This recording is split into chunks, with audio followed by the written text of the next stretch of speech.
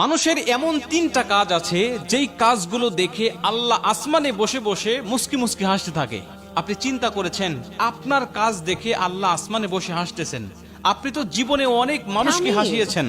সত্য কথা বলে মিথ্যা কথা বলে আপনি মানুষকে হাসানোর জন্য চেষ্টা করেছেন, কিন্তু একটা বার কি চিন্তা করেছেন যে আমি আমার রবকে হাসাতে পেরেছি কিনা? আর রবকে যদি একবার হাসাতে পারি, নবীজি বলেন আল্লাহ যখন কোনো ব্যক্তির উপরে সন্তুষ্ট থাকে ওই ব্যক্তির ঠিকানা যদিও জাহান্নামের তালিকায় থাকে, মুহূর্তের মধ্যেই জাহান্নামের তালিকা থেকে নামটা কেটে দিয়ে আল্লাহ জান্নাতের তালিকায় লিখে দেয়। অতএব আমরা জীবনে দেখি আমাদের জীবনে তিনটা কাজ কখনো করেছি কিনা, কখনো আল্লাহ আমাকে দেখে আমার কাজ দেখে হেসেছে কিনা। যদি না হাসে তাহলে আজকের থেকে আমি টার্গেট নেই যে আমার রবকে হাসানোর জন্য অন্তত এই তিনটি কাজের কোনো একটি কাজ অবশ্যই আমি করব। প্রথম নম্বরে নবীজি বলেন কোনো ব্যক্তি যখন রাত্রিবেলায় তাহাজ্জুদ নামাজ পড়ার জন্য উঠে যায় এবং উঠার পরে সে নিজে চিন্তা করে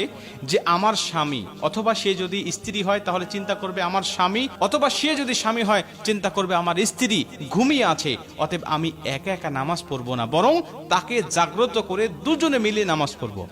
এই চিন্তা চেতনা করে স্ত্রীকে অথবা স্বামীকে জাগ্রত করার জন্য চেষ্টা করে, কিন্তু সে উঠতে চায় না। তখন তার মুখের মধ্যে একটু পানি ছিটিয়ে দেয়, অথবা তাকে জাগ্রত করার জন্য বিভিন্ন কৌশল করে।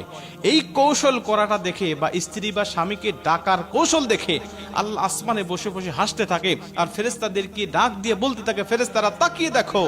তোমরা এদেরকে সৃষ্টি করতে নিষেধ করেছিলে। গোটা পৃথিবীর মানুষ যখন ঘুমের ঘরে আচ্ছন্ন হয়ে আছে তখন তারা আমাকে পাওয়ার জন্য, আমাকে ডাকার জন্য তারা একে অপরকে ডেকে তুলতেছে, নামাজ আদায় করবে। তোমরা সাক্ষী থাকো আমি আল্লাহ রাব্বুল আলামিন তাদের উপরে সন্তুষ্ট হয়ে গেলাম এবং আমি আল্লাহ পাকের কুদরতি জবানে হাসি চলে এসেছে, অতএব আমি আল্লাহ তাদের জীবনে সব গুনাহগুলো মাফ করে দিলাম। অতএব আমরা কিন্তু এই চেষ্টাটা করতে পারি। 2 নম্বরে নবীজি বলেন যারা সামনের কাতারে নামাজ আদায় করার জন্য তড়িঘড়ি করে আজান হয়ে যাওয়ার পরে তারা মসজিদের দিকে রওনা হয়,